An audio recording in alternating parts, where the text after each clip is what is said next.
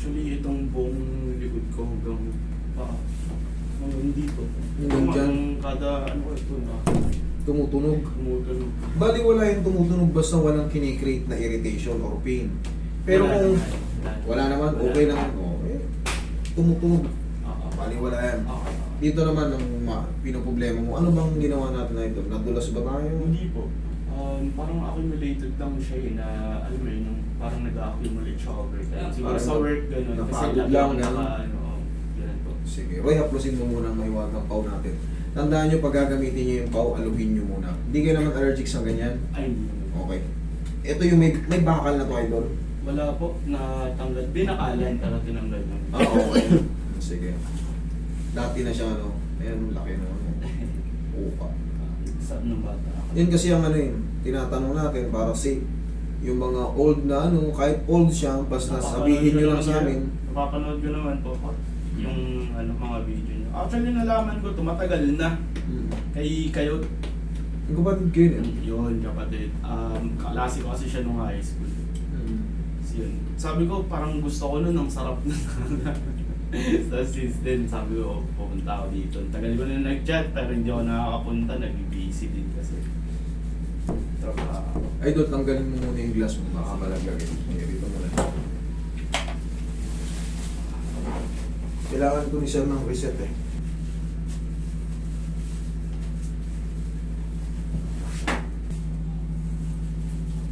Relax lang ha. Yan!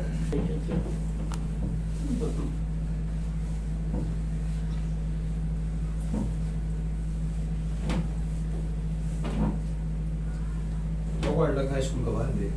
Sa Pangasinan naman kasi. Hanggang dito ba high school? Kailan dito? Diyan sa may ano, diyan sa ang tawag dito, Dalawang High. Yung Amparo Annex. Eh, mamusad ba to? Mismo.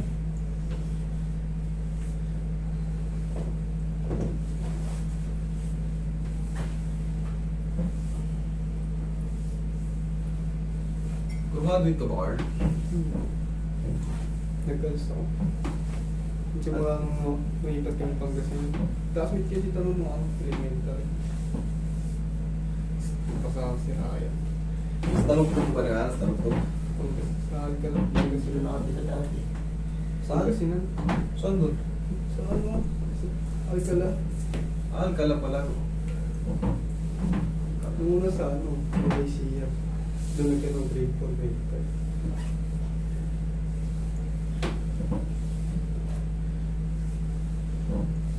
Nasaan pala si Kaya ngayon na? Doon. Pinapagawa ko rin sa salon ko. Yan sa Malawak, ay sa may mangga.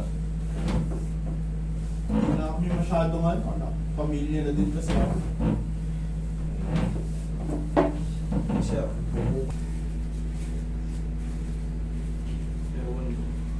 Yan yung ano, frustration, yung makapagtapos. Ataka pa naman eh. Mahirap pag may pamilya din kasi sa trabaho, bills, tapos Wala. na aral, wala. Pag nagsabay-sabay na yan, mahihiya ka na una. Unless May gagawa pamilya ko, ka. unless gagawa ko ng paraan para magkaroon ako ng oras. Like, yan, yung passive income. Ay na kasi may income pag nag-aaral kasi wala kang iiwan sa pamilya mo. Wala talaga.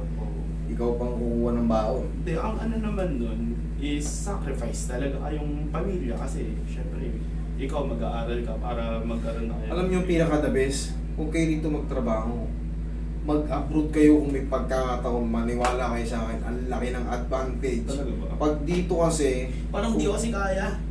hindi mo pala. Kailangan Sa buwang ano, dibdib sa mo.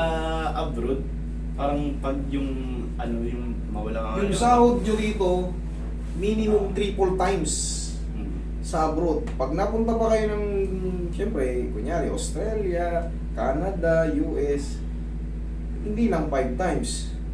Mas mataas pa. Yun ang advantage. Pag dito tayo, pag umasa ka sa minimum wage, sabihin na natin 1,000 ka a day. Pagka nagkapamilya ka na, may nag-aaral, wala pa, tao ka lang. Totoo. Mababanggit mong tao ka lang kasi yung sinasahod mo iikot lang. Pero kailanman, hindi ka makaka-build ng kubo. Paikot-ikot lang yan. Okay?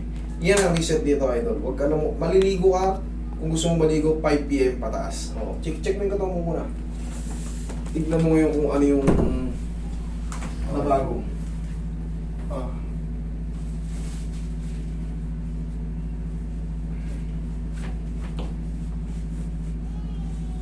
Okay. Sakit pa rin yan sa likod ko eh. Dito, ganito, ang mangyayari dyan, idol, 4 to 5 days, release na dyan. Yung ginagawa mo kasi, siyempre, kinukompress mo, dinidiinan mo. Normal pa na may pain dyan, pero kailangan mo lang mag-rest ng mga 4 days lang, o kaya 3 days lang. Malapit ka lang naman dito. Pag mali ang sinasabi ko, pag hindi nawala ng 3 days yan, habang buhay kitang iti-therapy na walang bayad. Deal? Sige. Oo, sige.